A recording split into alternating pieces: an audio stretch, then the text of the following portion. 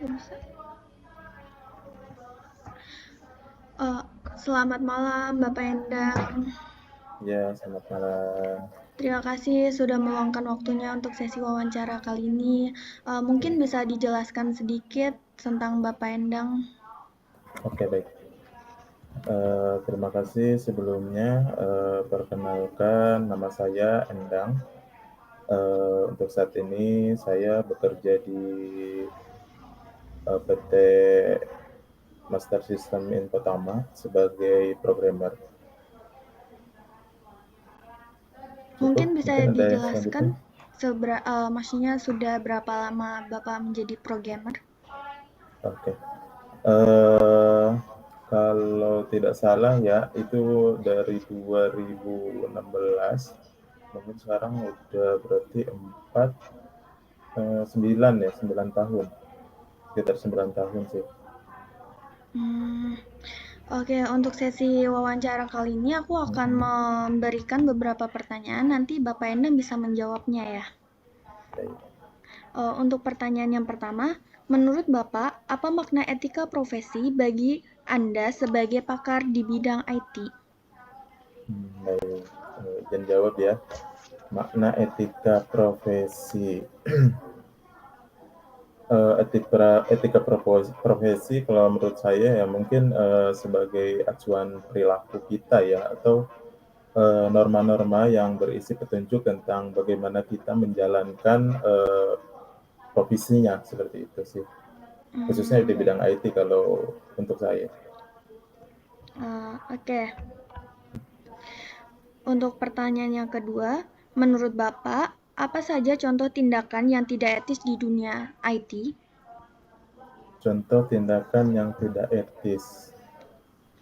Banyak sih sebetulnya di dunia itu ya yang, contoh tindakannya apalagi di zaman saat ini ya, contohnya, seperti pembajakan perangkat lunak ya, pembajakan film, lagu, itu mungkin, termasuk tindakan yang tidak etis ya. Terus mungkin bisa penyebaran berita hoak ya, apalagi Hmm, saat ini, untuk sosial media udah sangat marak sekali ya. Terus mungkin berikutnya, yang sangat mengganggu ya di akhir-akhir ini mungkin, pencurian dan penggunaan data orang lain tanpa izin seperti itu mungkin. oke. Eh, Bagaimana sebagai programmer Anda menjaga kejujuran dan tanggung jawab? Tanggung jawab dan kejujuran sebagai programmer. Mungkin untuk saya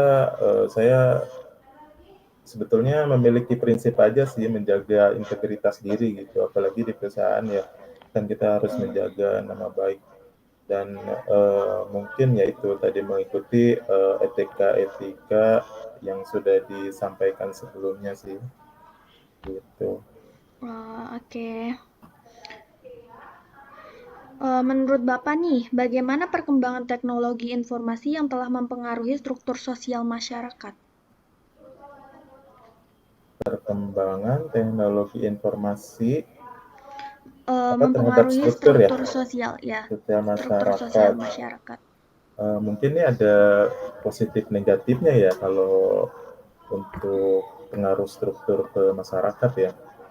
Mungkin, untuk Untuk positifnya. dampak positifnya dan dampak negatifnya apa menurut Bapak?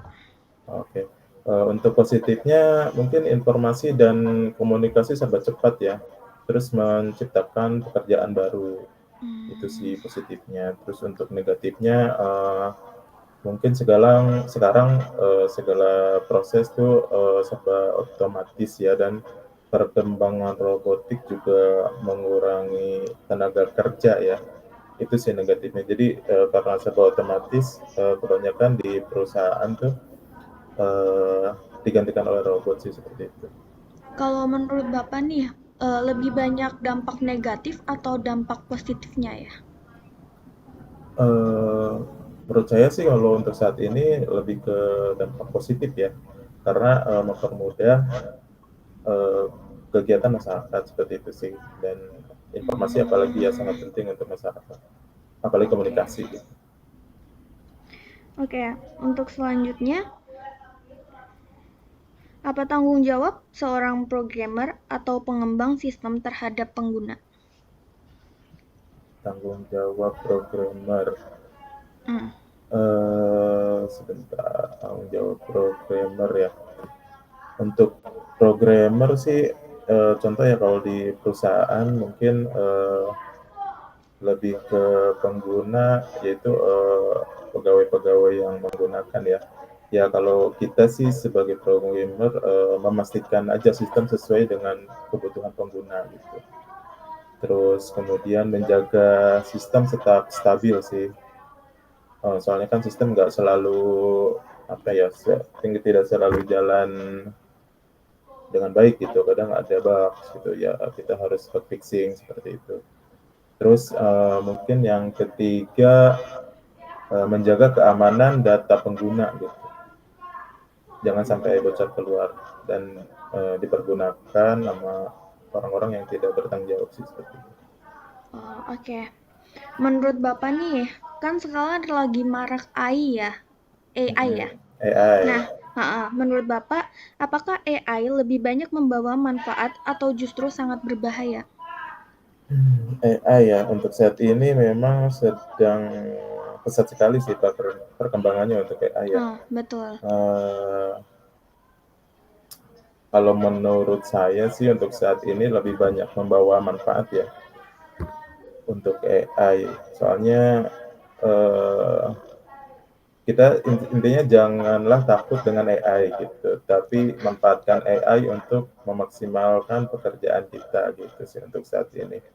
Karena Hmm. AI juga sangat banyak manfaatnya, contoh bisa bantu orang untuk belajar, terus bisa bantu orang untuk riset lebih cepat gitu, terus, mungkin malah untuk, wirausahawan dia bisa lebih cepat dan inovasi untuk mencari atau mendapatkan ide usaha sih, Informasi. seperti itu sih. Jadi untuk saat ini sih sepertinya masih lebih banyak membawa manfaatnya sih kalau untuk AI. Oke.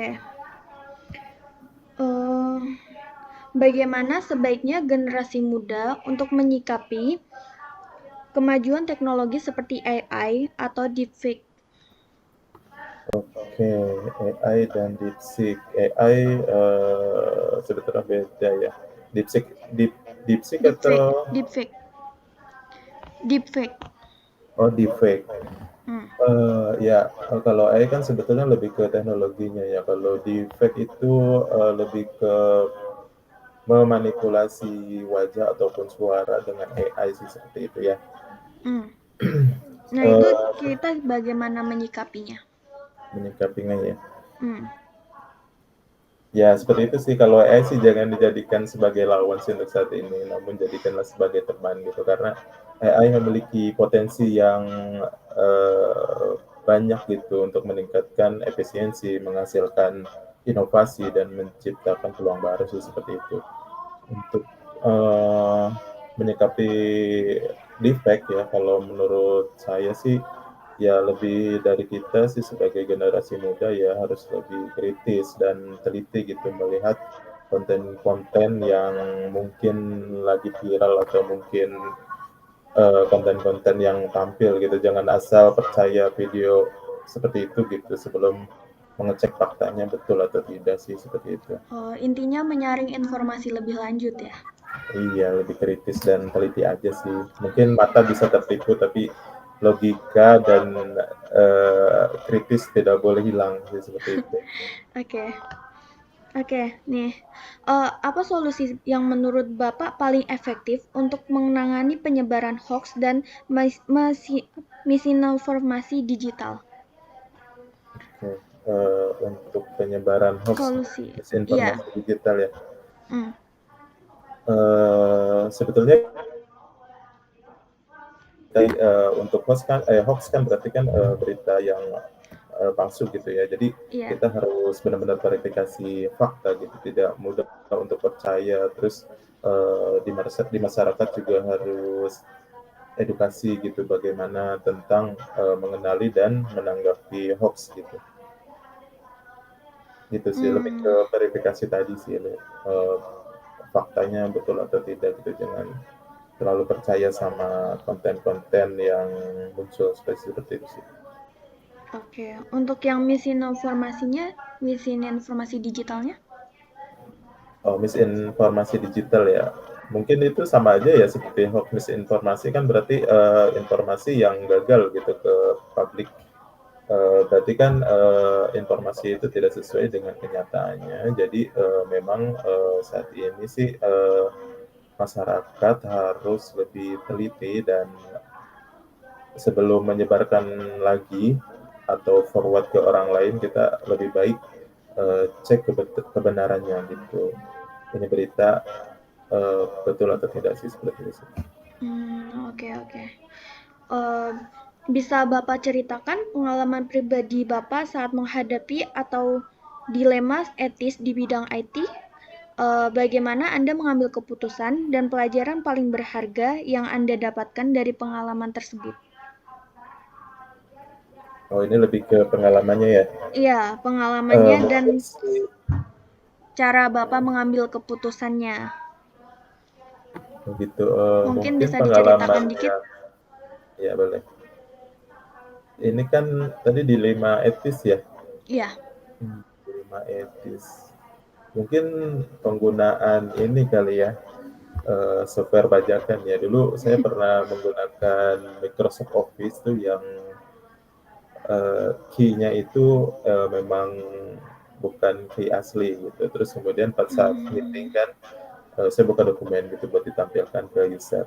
Nah, ternyata pas saat itu tuh dia ke-detect kalau misalkan itu, Microsoft Office-nya, fake gitu. Jadi dia, deaktif sendiri, minta aktivasi. Nah, sedangkan sama user tuh waktu itu memang dokumennya tuh harus apa namanya, harus direvisi. Jadi kita harus revisi dokumennya tuh. Sedangkan kan kalau yang udah harus deactivate tuh emang nggak bisa edit ya, jatuhnya read only. Jadi waktu itu sih jadi ya itu, karena penggunaan software yang, ilegal, jadi di depan user saya jadi malu nggak bisa edit dokumennya gitu. Salah satunya yaitu jadi etika saya mungkin jadi integritas saya di kantor jadi kurang baik sih seperti itu, karena oke. menggunakan aplikasi yang, eee, ilegal gitu, atau key-nya palsu, waktu itu key-nya sih palsu sih.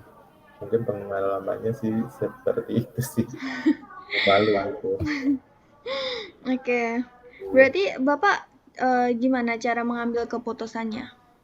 Oh, untuk saat itu sih ngambil keputusan ya udah jadi nggak pakai Microsoft Word tuh untuk, revisinya. Jadi, dicatat terpisah dulu di notepad gitu, nanti pas Hmm, selesai meeting saya baru revisi yang di Word sih, seperti itu sih. oke. Terima kasih Bapak atas waktunya malam ini. Oh iya, udah ya? Iya, Oke, aku terima kasih sangat, sama-sama. ya sangat, apa namanya, sangat banyak belajar dari Bapak juga. Terima kasih juga Ya, atas baik, terima waktunya. kasih, sama-sama. Iya, mungkin kita bisa ketemu langsung atau gimana setelah ini. Aku berharap banyak banget. Aku berharap bisa ketemu Bapak secara langsung. Oke, baik, insya Allah nanti kita atur waktu ya. Iya, terima kasih ya Oke, Bapak. baik, Selamat terima kasih. malam. Selamat malam. Maaf telah mengganggu waktunya. Ya, oke, baik.